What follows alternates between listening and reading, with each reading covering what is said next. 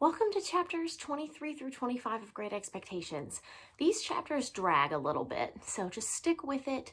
We're in the middle of the novel, and I don't know if I mentioned, but Dickens was paid by the word, so he has obviously written a lot of words, and a lot of descriptions might seem unnecessary. I'm going to try and distill this section down to what's most important. So here we follow Pip as he travels throughout London and meets various people and has meals with those people. And, we're in the time right now where we're having to social distance ourselves. Well, Pip is going to get to know a lot of people and will live vicariously through him since we can't go out to dinner or go over to people's houses right now. We cut the last video off in the middle of chapter 22 because I just wanted to tell you about Miss Havisham's revelations at that point. But Pip ends up going with Herbert to the Pocket family in Hammersmith, okay? So we go visit the Pockets in Hammersmith. And you might remember Hammersmith is 5 miles west of London. And he has dinner with them in chapter 23.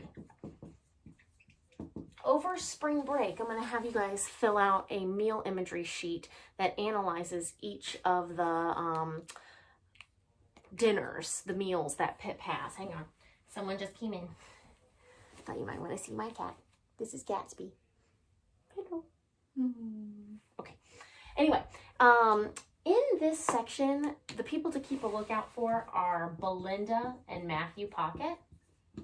We finally get to meet Matthew for the first time. We've heard him spoken about quite a bit.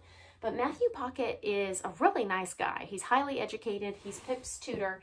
And actually, he tutors a bunch of other folks, too. He tutors a guy named Startop and a guy named Bentley Drummle, and they're foils of each other.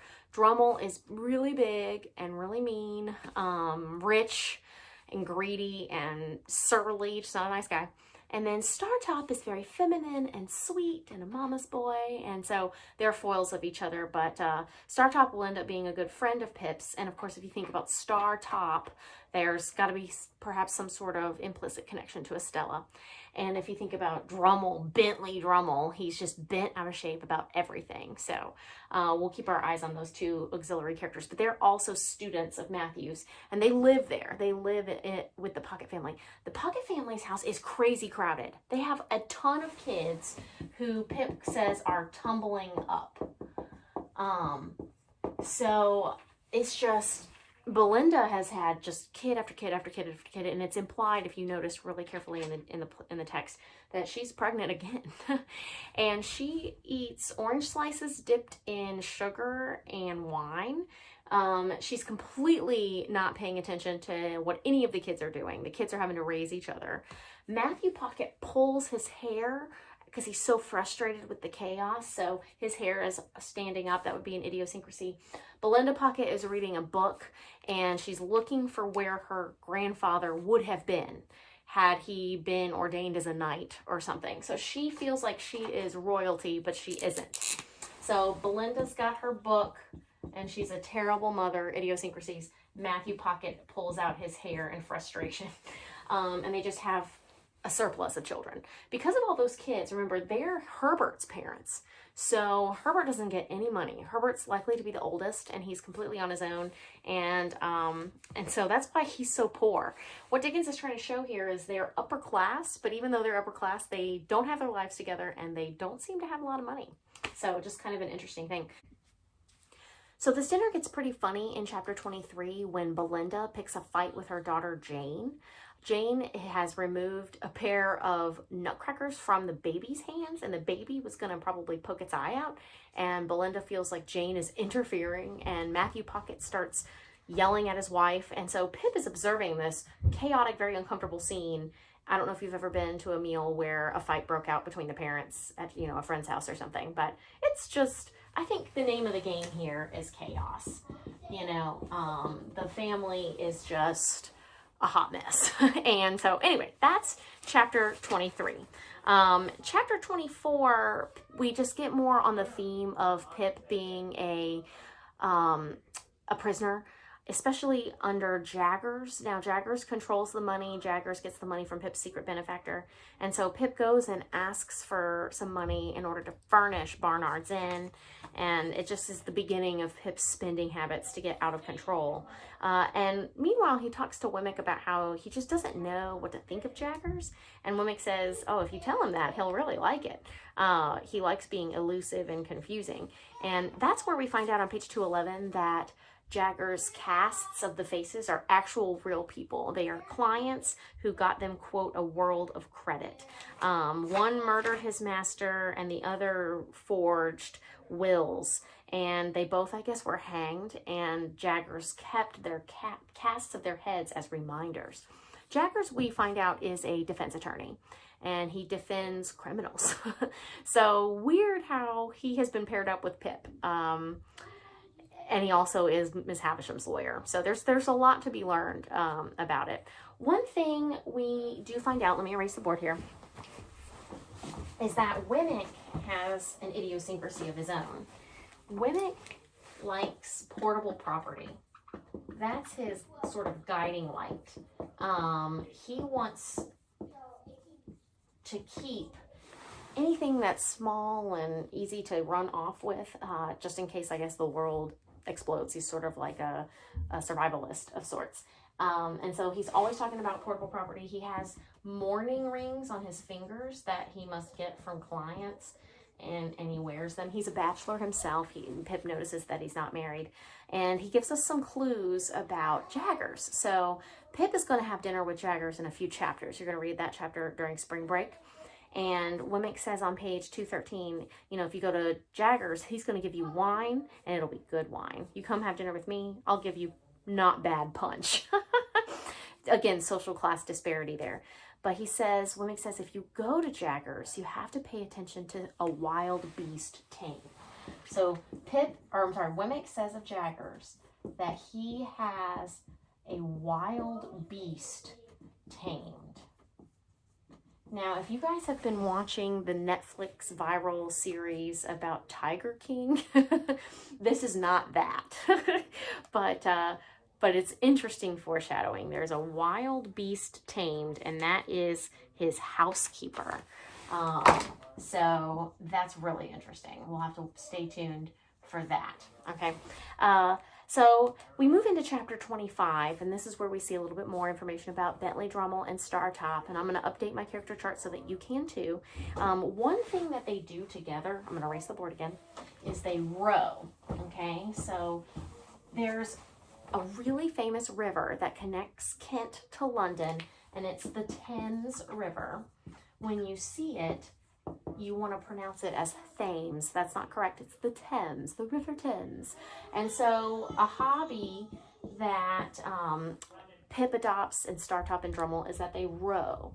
And it's good exercise. And so anyway, just something to keep in mind. Apparently Drummle rows really slow behind the crew. And of course, we find out on page 216, Pip has started to develop pretty expensive habits. So we're seeing him slip further into his sin stage. But he gets to go over and have dinner with Wemmick on this chapter. And it is so delightful. So I'm sorry to keep erasing the board here. But we see a whole new side to John Wemmick. You might remember his post office mouth idiosyncrasy. Well, when you get away from the office and go to his castle, he's such a delight. So John Wemmick has what he has named Walworth. It's his castle. Now, it's tiny. He's poor, well, middle class, I should say. He's paid off the house. And, it takes some time to walk to get there, but he's designed it like a little sham castle. So, and he's so proud of it. He loves it.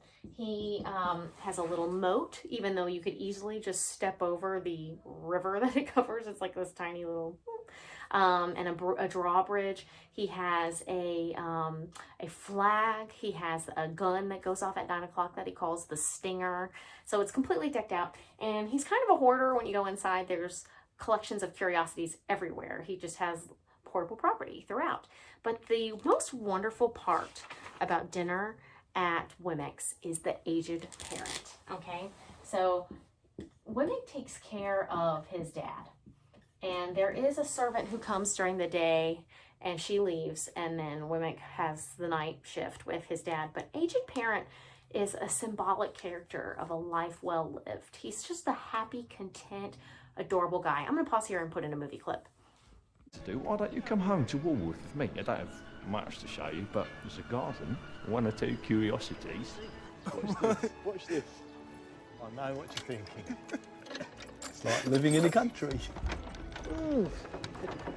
Oh, my hand, Dewey. Please. Now, let me introduce you to the Aged Parent. Aged P, how are you? All right, John, my boy, all right. This is Mr. Pip, Aged P. Not that you can hear a word I'm saying. Just nod away to Mr. Pip if you don't mind. Just nod and wink. No, John. Nod. No. Keep nodding. One more. Nearly time, Aged P. You keep nodding. I'll hit the poker. Down the stairs, that's right.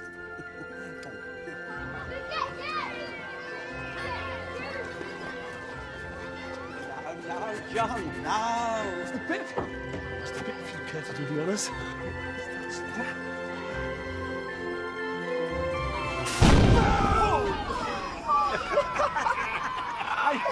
I heard it. And is Mr. Jaggers at Morritt? Never seen him. Never heard of him. Never seen the agents. Never heard of him. Now, when I come into the castle, I leave Mr. Jaggers behind. And if it's not in any way disagreeable to you, you'll oblige me by doing the same. Of course, I quite understand. I will give you one piece of advice, though. When you dine with Mr. Jaggers tomorrow, you take a look at his housekeeper, Molly. His housekeeper? Why? Just take a look at his housekeeper and see a wild beast tame. So you can see how adorable that is. If we were back in school, I would show you a movie clip from the 80s BBC version, because that Aged Parent is even cuter.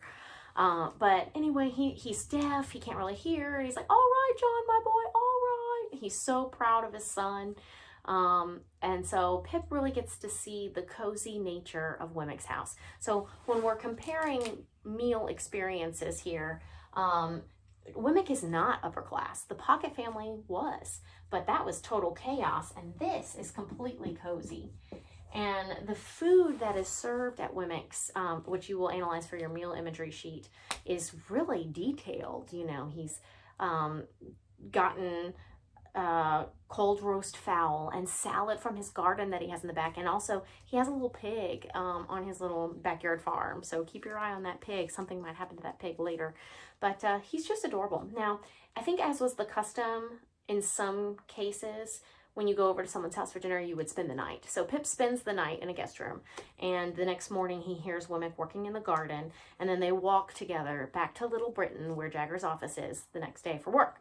And so the chapter ends by degrees. Wemmick got drier and harder as we went along, and his mouth tightened into its post office again. So as he's getting back to work, Wemmick gets back to the way he is, and it was as if the castle and the drawbridge and the arbor and the lake and the fountain and the aged had all been blown into space together by the last discharge of the stinger. So Wemmick, it keeps his life very compartmentalized. He is work Wemmick when he's with Jaggers, and he is family Wemmick when he's at home, and he asks Pip to keep that separation.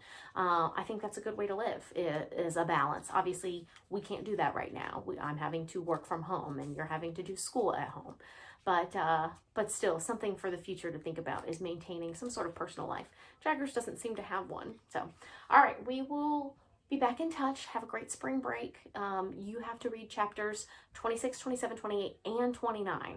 I know that seems like a lot, but you have 12 days, so take your time. I'll go ahead and post some videos during spring break just so you have them, and complete that meal imagery sheet. You're going to send it to me through Canvas or through email when we get back. It'll be due Tuesday, April 14th.